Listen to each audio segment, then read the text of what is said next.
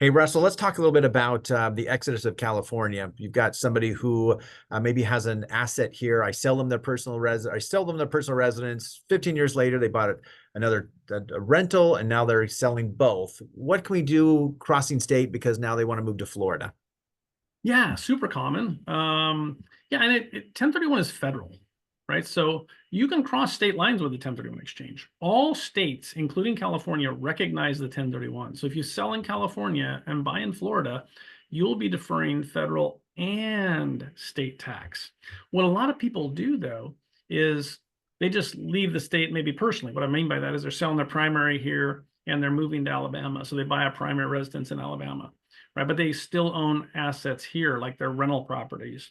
And my question to them is, why? Why are you managing properties from 2,500 miles away?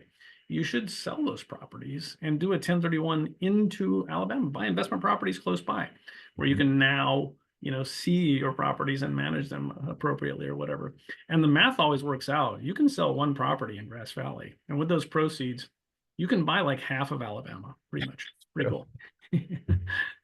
So yeah, if you thought about buying a second home or vacation home in another state, or you're eventually going to move to another state to retire in that state, you can do that all with a 1031 now to accomplish those goals. That's awesome. Okay, appreciate it, Russell. Thank you so much. Always a pleasure.